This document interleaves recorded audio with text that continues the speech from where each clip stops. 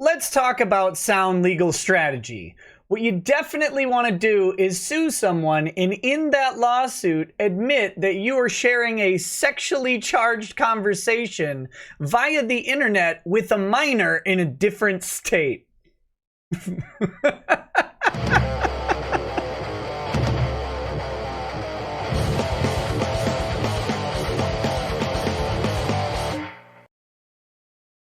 Oh boy, welcome to Lawsplaining the Interwebs. I'm your host, Nick Rekieta of Rekieta Law, a small law firm in central Minnesota. And guys, today we are talking about the lawsuit against Daniel Keemstar, purveyor of the Dramaalert YouTube channel and Twitter account and all of that stuff. And he has been sued by someone for a video that he talked about, and I mean, this is definitely what you want to do. The person suing him is Nicko, Romeo, Lacoste, owner of the California Dream Tattoo, and I don't know what else to say. Let's just jump into a quick summary of this lawsuit in which Keemstar is being sued for $3.5 million, at least for now. It may be different soon, but hey, if you guys like these short videos, I'm sorry, this is just funny. If you like these short videos, please like, subscribe, share, follow along. We're going to be following all of the details of this lawsuit as the stuff comes out. With this opening salvo, it only stands to reason that we're going to have some good times with this one. So this is brought in federal court. There's some problems with the documentation straight out.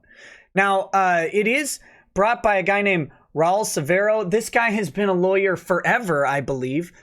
Something like 40 years of practice. So it's not some new guy. He's not representing himself. He hired legitimate counsel. And let's see what they did. So this is brought in the Central District of California. Now, Keemstar isn't in California. Keemstar's in New York, and we immediately have a problem. So this is brought under something called diversity jurisdiction. That's where you have citizens of different states. The problem is the venue that they selected is California. That's where the plaintiff is. But they don't show at all why the California court would have jurisdiction over some guy who broadcasts to the internet from his home or business place in New York, why a California court would have anything to say about what he's doing, right? So this is a big problem already. And there's no argument about it. It just says that venue is proper because a substantial part of the events or omissions giving rise to the claim occurred in the district.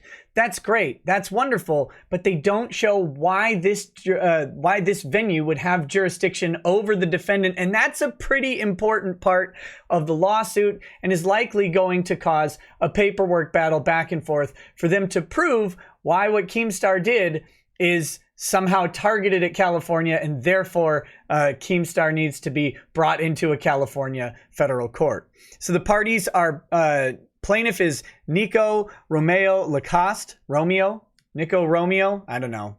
He's a citizen of California. His place of business is a California Dream Tattoo. Defendant Daniel Keemstar. Keem is a citizen of New York and resides, I've redacted their personal addresses here in New York. And Dramaalert has the same presumptive address as Keemstar. That's why I redacted that one. If it was different, if it was a physical building that you could Google online or whatever, I wouldn't have redacted it. But you know, I did because it's the same address as before. Okay, so here's the important part: the statement of facts. But real quick, jumping back, notice he acknowledges that Keemstar is in New York and doesn't in any way show why Keemstar should be hailed into a court in California. No argument about it at all. Terrible. This is going to lead to a jurisdictional mess, an argument that could take, a year. If you follow some of the other lawsuits on this channel, Meyer versus Wade had a year-long argument over jurisdiction, and they had a much more fleshed out argument as to why Mark Wade should be brought into Texas, and many more concrete links, at least listed at the outset. Here we have Nothing. So Dramaalert is a channel owned by defendant that is projected across multiple social media outlets. Defendant holds out Dramaalert as a platform to deliver news on the social interactions in online entertainment. Defendant conducts interviews, publicizes videos, and provides his opinions on the stories he covers. He uses these stories to push his own agenda to sway his followers to sharing his opinions. Oh, Keem, you monster! You monster, you! Defendant has accused plaintiff of pedophilia in several videos across the aforementioned social media outlets. I wonder why. Will we find out? Included in these are videos published to YouTube on March 16th, 17th, and February 10th. 16th and 17th of 2019, February 10th of 2020. On February 10th of 2020, defendant, that's Keemstar, publicized a video recording of a conversation plaintiff was engaging in conversations plaintiff was engaging in conversations of a sexual nature and an interview with the recording's creator. Okay, this recording was made by the individual with which plaintiff was engaging in the sexually charged conversation. This individual was a minor,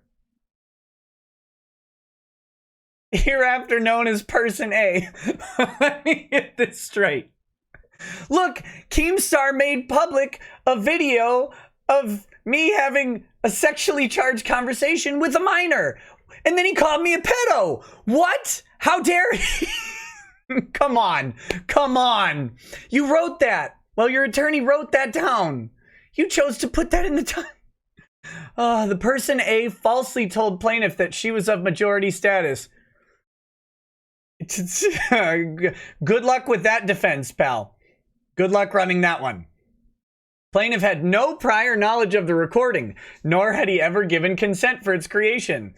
Is this a problem? No. Here's why. On the date and time this recording was created, Person A, the minor who did the recording, was located in Florida, where she's believed to have been and still be a resident of the state, probably with her parents, and it's probably hard for her to leave the state because she's a minor. Well, I assume it's a she. No, yeah, she's a minor.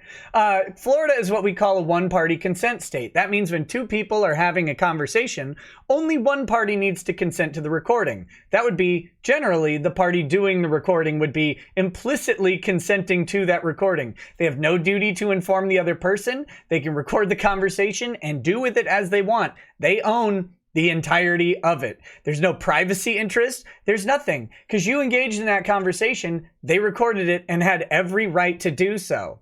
So there's no problem with you not giving consent for her or for Keem. There's a big problem for you, buddy. What were you doing?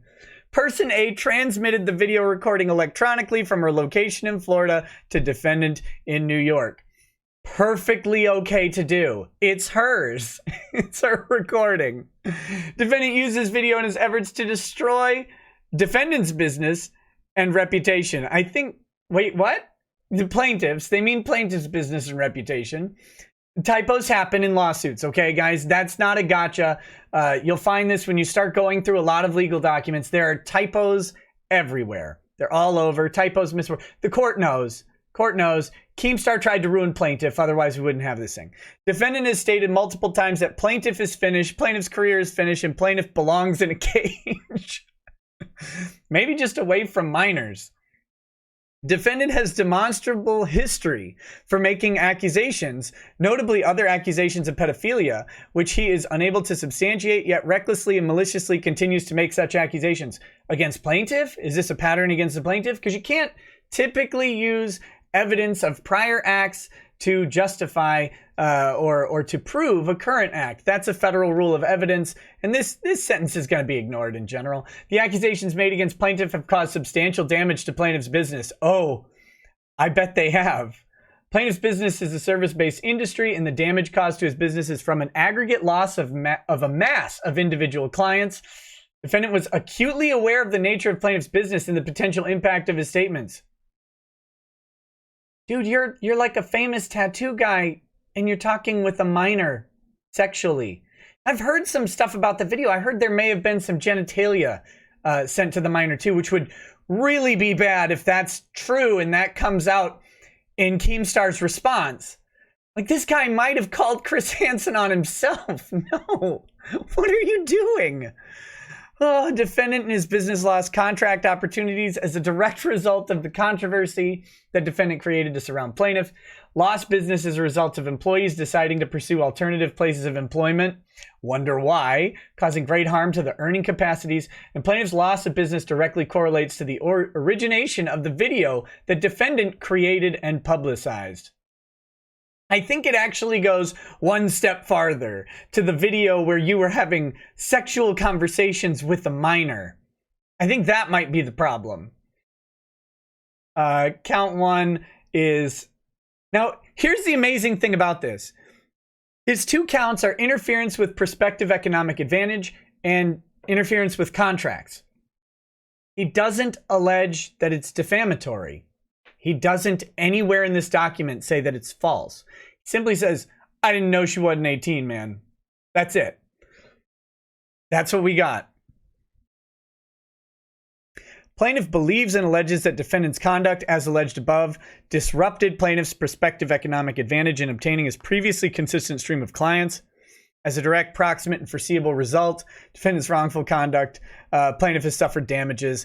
I'm not going to go through all of these. If you want, I'm going to do a live stream on this very soon. I may have already done a live stream on it, so you can watch the replay by the time this video is released. We're going to go through every line of this. There's just a couple funny things in here, but nothing major. I mean, you saw the facts of the case. Here's the meat of it. He's suing for compensatory, general, and special damages, and in the amount of $3.5 million.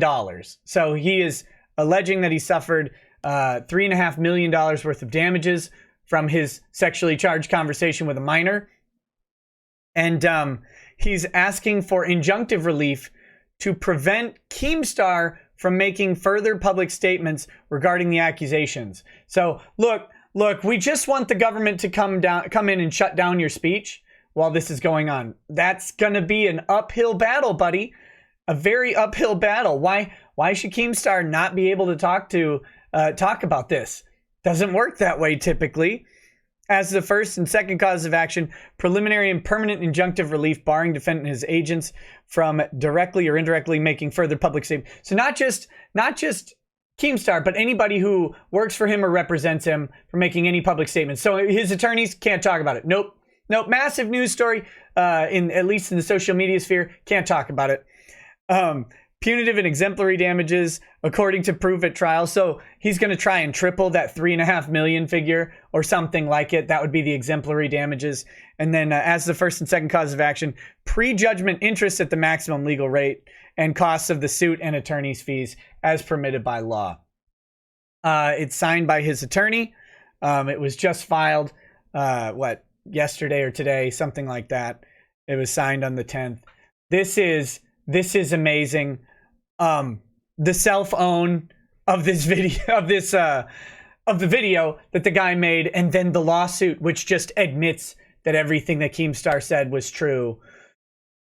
Oh my God, why would you do this? All right, guys. Well, we'll be watching. If you want to follow along, hit that subscribe button, click the bell, hang out on a live stream or two, and sit back and enjoy the trash fire. We'll see you soon. Have a good day. Peace. Peace.